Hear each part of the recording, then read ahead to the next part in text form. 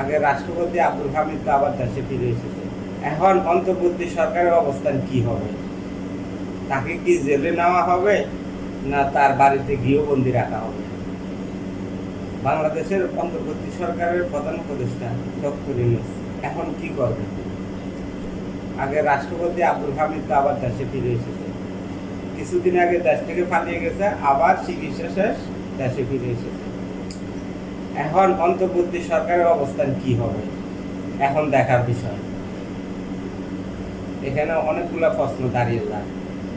আর রাষ্ট্রপতি আব্দুল হামিদ দেশে ফিরাতে এখন আওয়ামী লীগের অবস্থান কি হবে?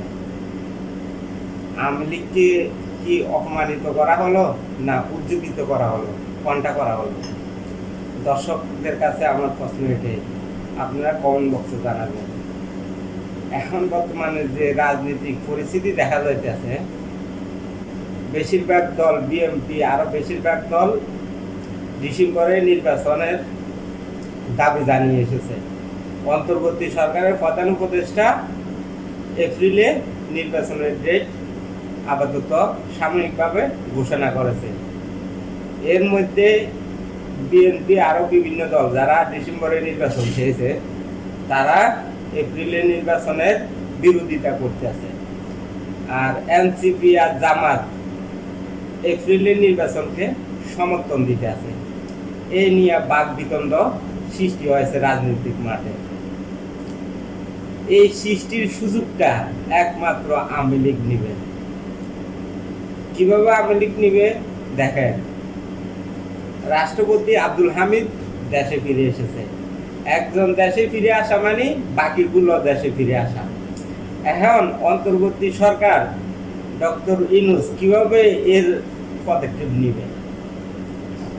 তারা তো ধীরে ধীরে আরো মাথা ছাড়া দিয়ে উঠবে, কারণ রাজনৈতিক বিশৃঙ্খলা তখন দেখা যাবে, তখন তারা আরো মাথা ছাড়া দিয়ে উঠতে পারে, এরকম সম্ভাবনা দেখা যাইতেছে। এখন অন্তর্বর্তী সরকার কি সিদ্ধান্ত নেবে এখন দেখার বিষয়। যদি ভুল সিদ্ধান্ত, ভুল ডিসিশন নিয়ে থাকে, তাহলে অন্তর্বর্তী সরকারকে এর খেসারত দিতে হবে।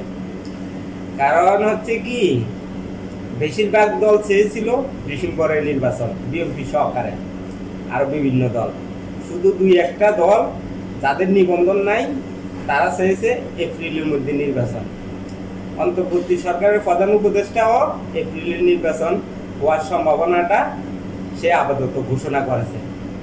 তাহলে একটা জিনিস মিলে যাচ্ছে, অন্তর্বর্তী সরকার এনসিপি এবং জামাতের প্রতি দুর্বলতা দেখিয়ে তারা এপ্রিলে নির্বাচনের আপাতত ডেটটা ঘোষণা করেছে।